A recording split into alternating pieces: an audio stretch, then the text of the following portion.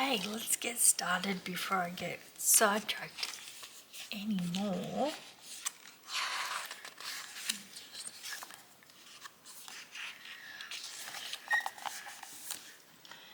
Okay, let's get started before I get any more sidetracked, because I have been ridiculously distracted today.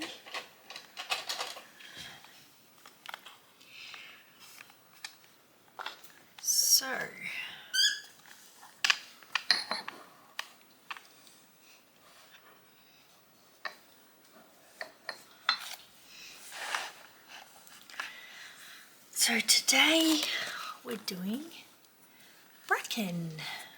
So a plant for a change. I say that, but I'm probably going to start doing more plants now, so it won't be for a change. It won't be once off. It should be happening a lot more. Plants and animals and all things nature. Okay, so I'm just going to get this out of the plastic so it's a bit easier to see. So that's the stickers there. And there's a little bit of information here. So this actually says Bracken down here in the corner. And it's just pressed flowers. So this is what actual bracken does look like in real life. It's not real. It's like being photocopied or something, scanned. But it's really nice, different little sticker, just that it's been pressed flowers instead of drawn, which is also nice. But yeah, just something a bit different. So it just says here, the original image of pressed flower, which pressed to remove moisture while maintaining the original shape of flowers and leaves, was transferred to the sticker. Use stickers that match any small props such as diaries, cards, letters and candles. We'll just cut that bit out. And it says here, the flower language of Bracken is achievement. As it is widespread throughout the world, it can be found in everywhere except 2 cold places like the Antarctica or 2 hot places like deserts. The fresh sprouts of bracken have the familiar brown wavy pattern. Interesting little note there. It's made in Korea too, so that's pretty cool. We'll put that aside for now. And here we've got our bracken leaves or fronds. So I'm gonna get out some supplies. I'm gonna do a little bit of stamping today, as you can see here at the side. So I'll get the stamping stuff organized because I'm going to do some stamping first. I'm thinking I do like a forest floor kind of look down the bottom of the page here. And yeah, I'll get out some more supplies and get started on sorting that.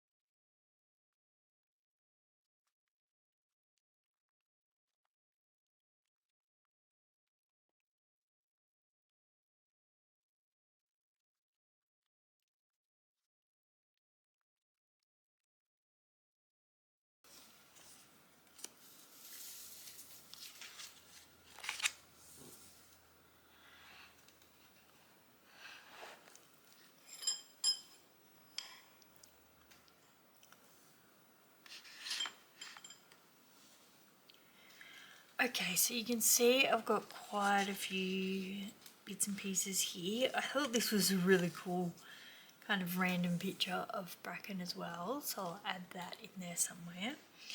I've got a lot of, I've got a label for the name.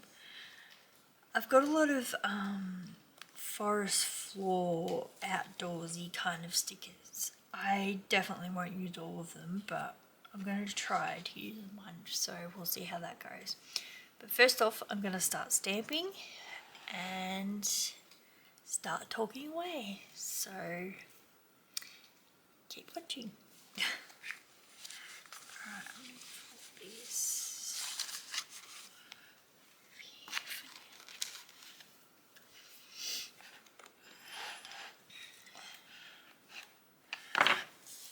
Okay.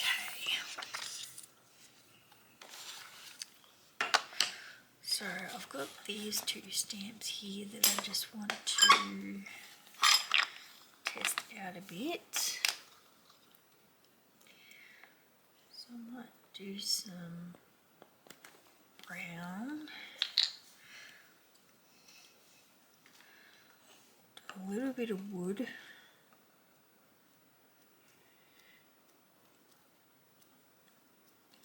Just can see that stamp bit there. I'm just gonna go for it.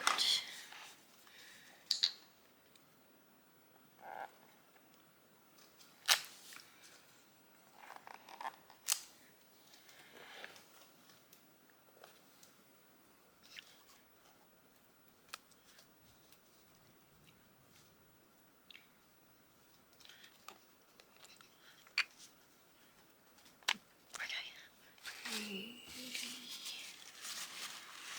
I might just do a couple here. Alright. So today we're doing Bracken. So we'll jump into a bit about the name. Okay, so the common name we've got common bracken, which is a type of fern. And the family scientific name is Denstatiaceae. And the species name is Pteridium aquilinum. A little bit of a mouthful there. And before I go straight into the name, I'll just tell you a few brief little things about it. So, ferns are a unique plant. They are actually my favourite plant. I do love bracken, and I love bracken and a bunch of other different kinds of ferns. I'm just covering bracken today because it seems to be a pretty well-known one, or a fairly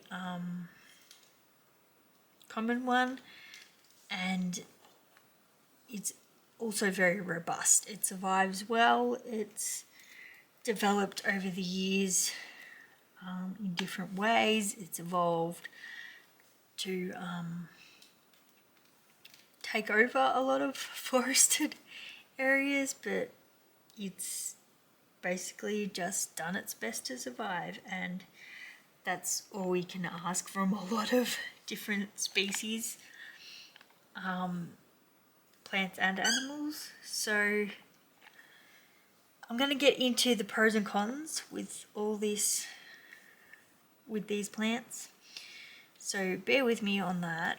But there are a lot of pros and cons, so I definitely won't be able to cover them all. If you want to know more about this topic and plants and their place in the ecosystem, then please let me know, because I'm happy to do more videos on it. But I don't want to over focus on that too much in these videos, because obviously I'm doing a bit of a deep dive into a particular animal or plant, so I don't want to go on and on about one topic and take up the whole video. I'm trying to suss out what is best to do in terms of video formatting. So yeah, please comment down below if you have any ideas.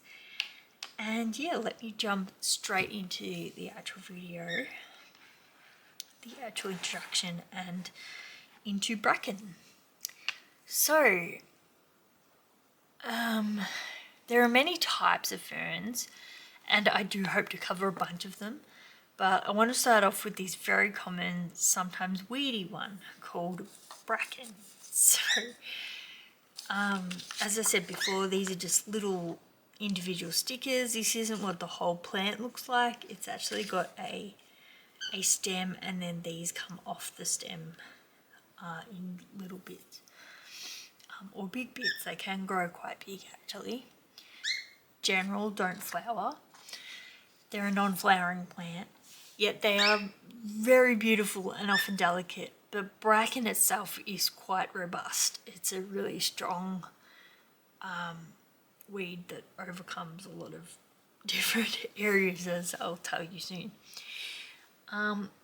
So common bracken was once thought to be the sole species in the genus Pteridium, which is the brackens, but it has now been split up into 11 different species in the genus. Bracken has been used by humans for, I want to say centuries, but yeah, a long time. It's always been a common plant, and therefore many uses have been developed. It's been used for thatching as shelter, roofing, obviously. In itself, it's a bit hard to say, but it's quite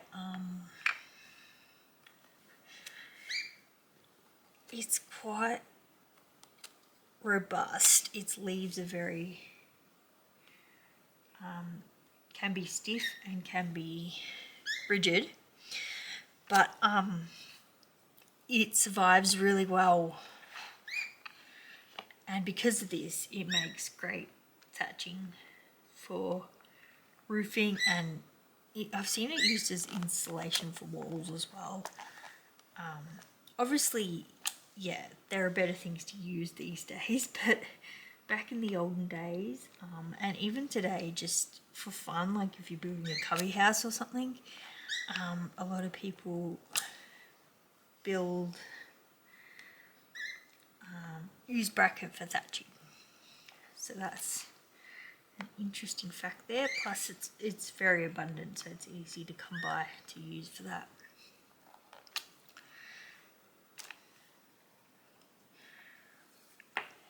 Need different green. Okay,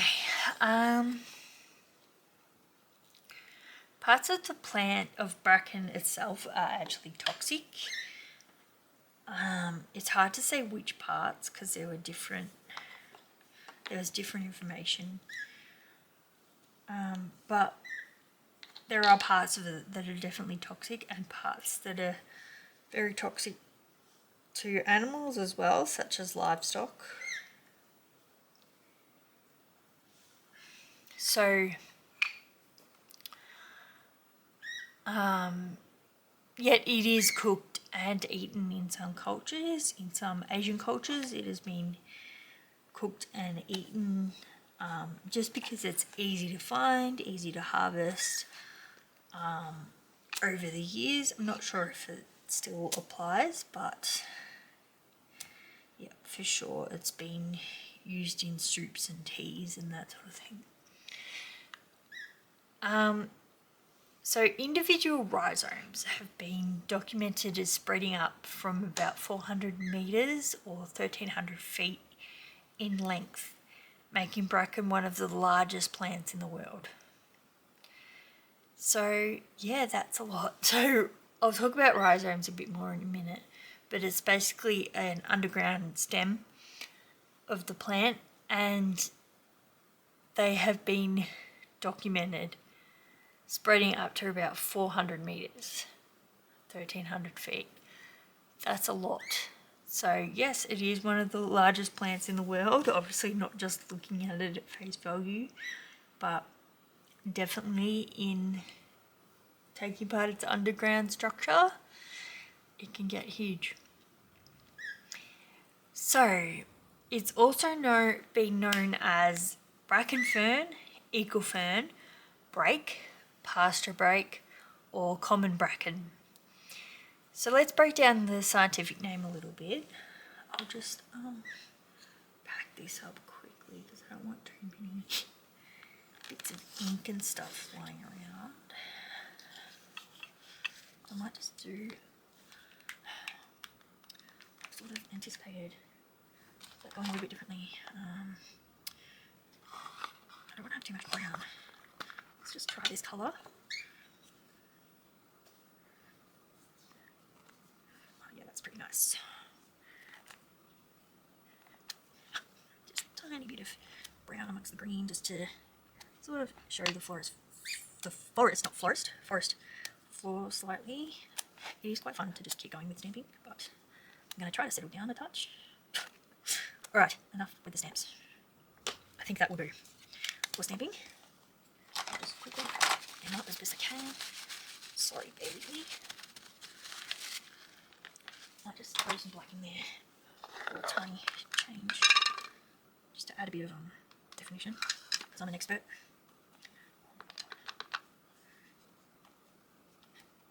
Wow, this ink is starting to fade.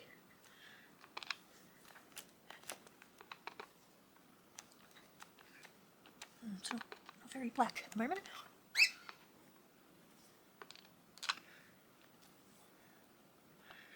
Okay, I think that will probably do. Settle down. Alright, so let's talk about the scientific name. Pteridium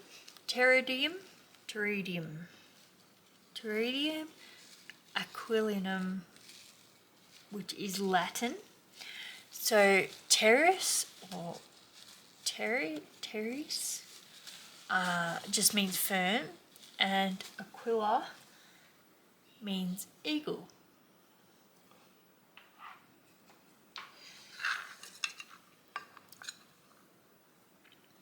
So it literally translates to eagle fern or fern eagle. So it's pretty straightforward to define it. And appearance-wise, so it can reach up to 1.5 meters tall or 5 feet tall, which is fairly robust. Like it can get up there for a fern. There are bigger ferns like tree ferns and stuff, but it's not bad for a fern. And yes, bracken is commonly called eagle fern because the shape of its mature fronds resembles an eagle's wing. So something like this. So this is, picture the eagle flying like this, and yeah, this is the eagle, the shape of an eagle's wing. So I'm not sure what eagle specifically, but that is why it's been named eagle fern. So these large, roughly triangular, which a lot of them are. Some of these ones are a bit more curved and these are straight up, but I believe the straight ones are like a more mature one, so they straighten out once they form this sort of cone shape when they're more mature. And that's that eagle's wing. So the large, roughly triangular fronds are produced singly. So the stalk comes up, and then the stalk grows straight up, and then the fronds kind of come out like that. And these individually, these are fronds. So frond, and yet they bloom out of the, well, not bloom because they're a modified leaf, but the stem comes up from the ground, and then fronds will form off of it like that. So they're produced singly, arising upwards from an underground rhizome. And a rhizome is a stem that grows underground and shoots out of its own nodes, and then grows out horizontally. So this is the ground. The rhizome travels along the ground, so it'll be just under the surface of the soil and travels along just like how roots would, but it only travels horizontally under the ground. And then you put it that way, and then so this is the ground, and it will just travel underground like this across horizontally, and then a stem will come up from a node, which is a little opening in the rhizome, and it will shoot up a new stalk, and then fronds will come off of that again. So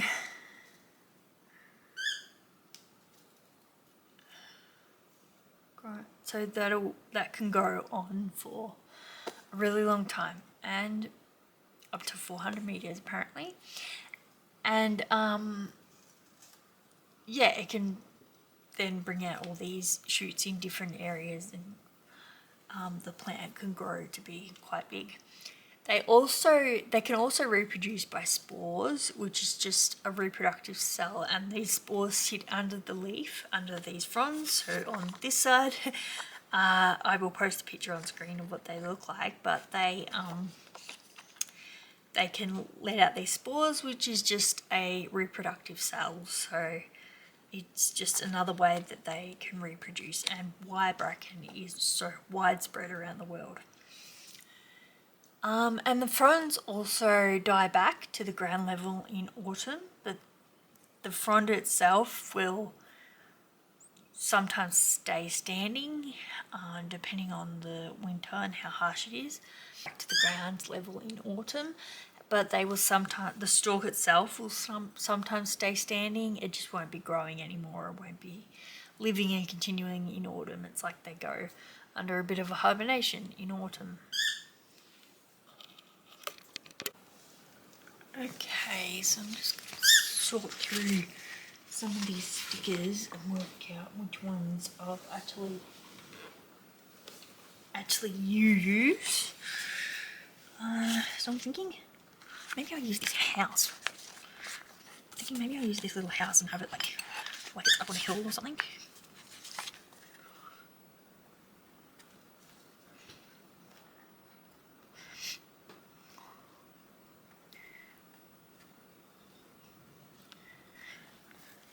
Yeah, I think I might do that.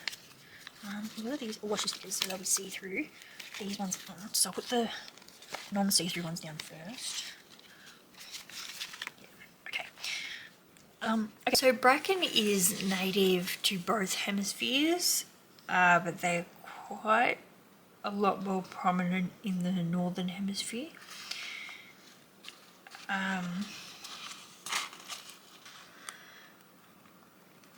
In Europe, Eastern Asia and North America, and they're found in temperate and tropical regions.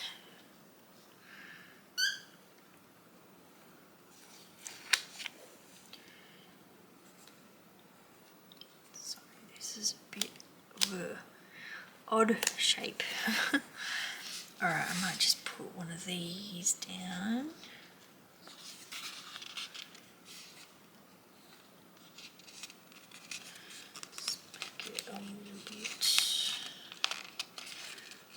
Decorative. Okay. So it's found in temperate and tropical regions. So it doesn't like freezing cold regions or hot regions like deserts, but it does like tropical areas. Oh, that's washing. Put that down there. Okay. And it prefers acidic soil. Can be found in sand, loam, sandy soil, loam or clay soils.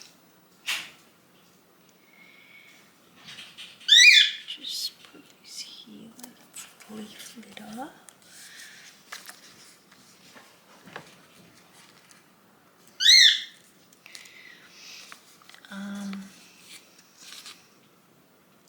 It's found, yeah, I've said that already.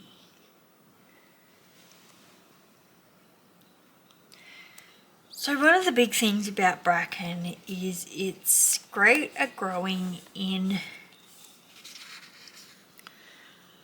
disturbed areas and in poor soil conditions, hence why it is often labelled as a weed.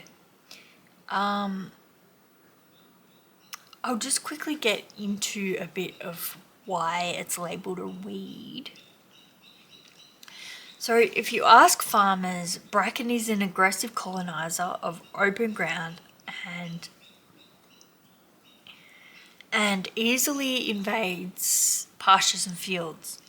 But once it's established, the deep-set rhizomes are nearly impossible to eradicate because of its ability to render land unfit for livestock and its tendency to shade out other plant species, including some of conservation concern. Bracken is considered to be one of the world's worst weeds and is listed as an invasive species in many areas of the world. So this is what farmers would say if you ask them, but in some instances, having bracken around is also better than nothing, or better than some weedier plants such as blackberries, for example, off the top of my head. Now bracken definitely isn't ideal. It can be quite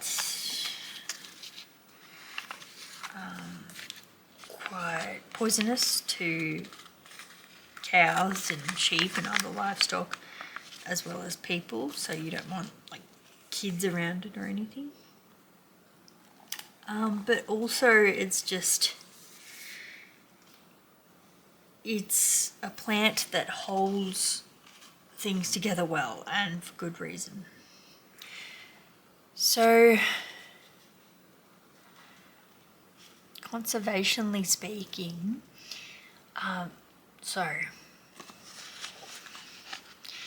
So ecologically speaking, bracken helps to prevent soil erosion as it establishes a thick carpet of roots holding soil in place. Decaying bracken, and among other plants, many other plants,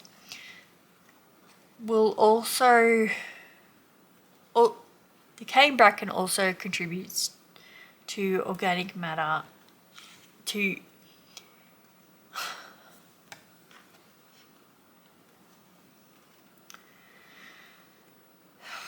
Decaying bracken, along with many other plants, also contributes organic matter to soil. Also contributes in processing organic matter to soil. So you obviously need a bunch of things to make like a compost, but bracken is a really good one where the nutrients from the plant itself actually breaks down and makes soil nutrient rich. So this boosts the nutrient cycling in the ecosystem as it slowly breaks down in among leaf litter and other things that is in amongst the bracken. So it is really good nutrient wise, but it can also cause illness to livestock and different animals and things. So there's ups and downs to all of it really. Apart from being toxic to some livestock, it can also suffocate many native plant species such as orchids and ground covers, as bracken has an aggressive growing style, as I've mentioned with the rhizomes. But it also provides shelter for many mammals, insects, reptiles and birds, and birds will forage among fronds and even sometimes nest and use bracken as nesting material.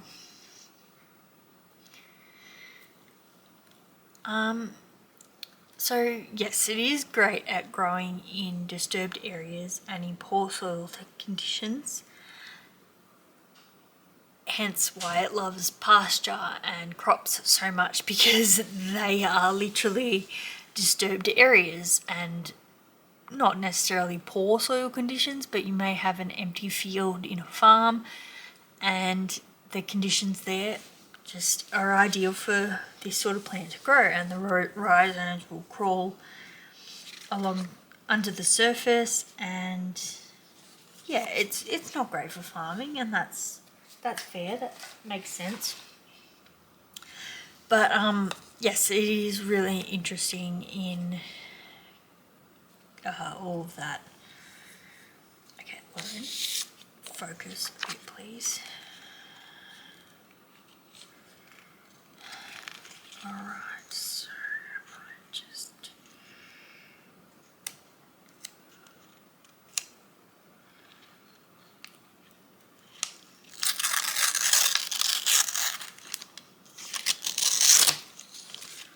Okay. So I'm just going to do some decorating. I just fast forward it.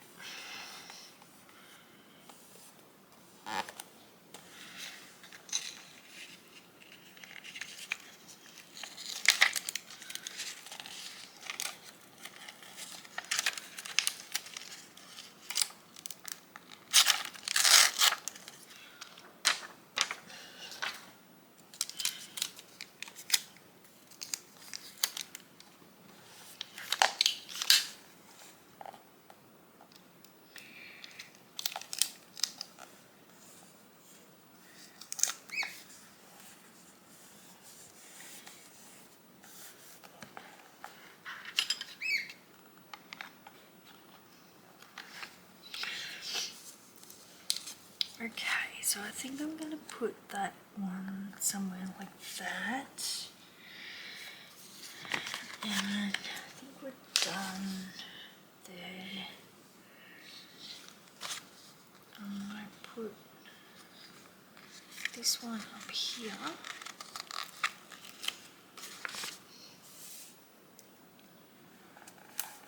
And then I'll put this one down.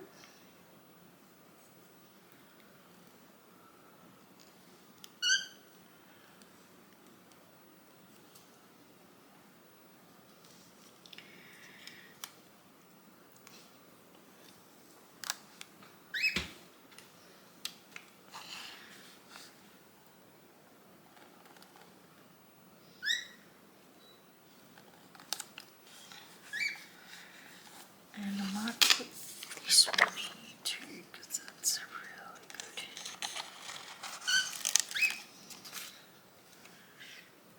So there's the front. And we'll put it here. Beautiful. Okay, so I want to do a label. And I might just put it there.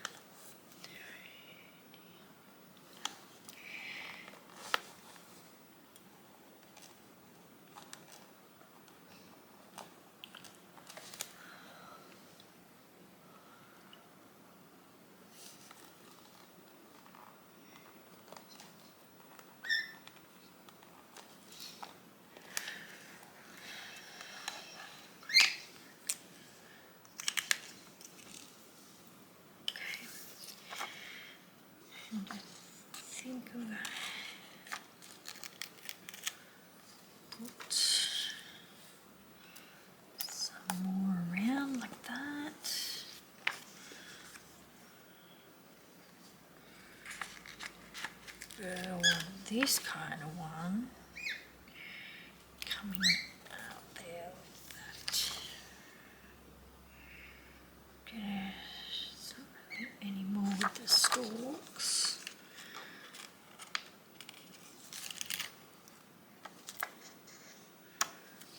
Let's get them a bit like that. Just cross them over a little bit. And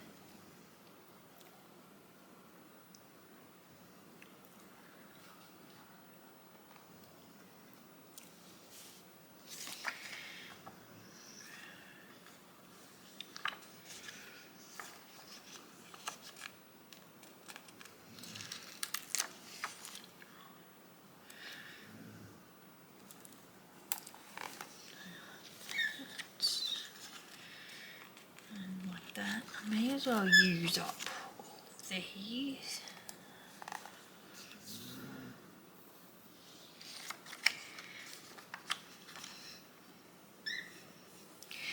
Maybe I could do like a rhizome type thing. I don't really want to do it though because it would be under the surface. So yeah, let's not draw too much attention to that. So I might just get this little mini one like that.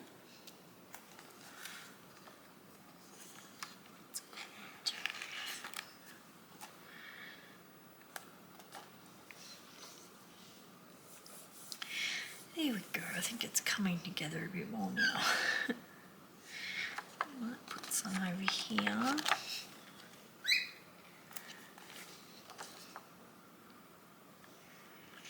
And then that one.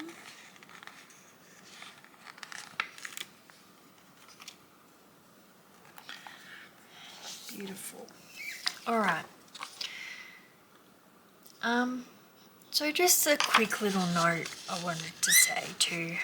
I talk a lot in these videos about human interaction with nature and the ecological outcomes of those different things. And this video really is no different. It's a big... I mean, obviously Bracken causes a lot of headaches for humans and for livestock, and it has its place in the world. It is very common, so it is one of those things like, is it too common? Have we let it gone too crazy? And I guess, yeah, it depends. It really depends where you're coming from. As I've said many times before, we have to learn to compromise. So as humans, we often prefer our habitats free from any clutter. So if a plant begins to grow by waterways or near our pasture or crops and in our gardens or in and around our infrastructure, we often want to get rid of it for not only aesthetic reasons, but also because it can encourage pest species such as blackberries, rabbits, sparrows, foxes, cats even, will hide in different forests like Bracken. And obviously because it's already growing blackberries, and these animals will live in there too. And these animals and plants can spread or cause illness in our livestock, or worse, or, death. As I have said before in these videos, or various videos, it's all about compromising. So is it better to have a few weeds in a working ecosystem to improve the soil and encourage growth and have some greenery to sustain future generations, or a concrete jungle? So we obviously don't want Bracken growing under concrete in the city, literally, because it will crack and break the concrete and people will trip and fall. And these sort of things do already happen in different areas of infrastructure. So suburban towns and even country towns, in the main sort of town area, you get weeds pulling up concrete, and then the concrete has to be replaced and that sort of thing. And obviously this is a much bigger problem, but it is happening, and people get lax in looking after it and pulling out weeds and that sort of thing. Councils get stuck, not doing it, that sort of thing, and it just builds up over time and gets harder and harder to remove. So when that sort of thing happens, no wonder people get upset and annoyed, because all these plants and animals are invading on human space.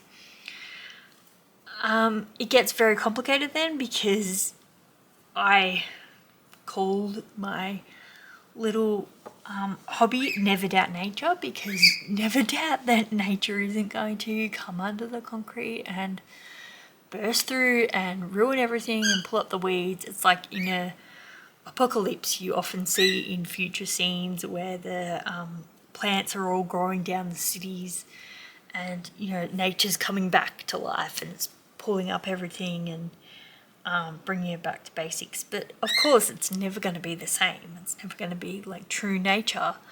But nature does work its way around trying to dig itself out of trouble, I guess, for lack of a better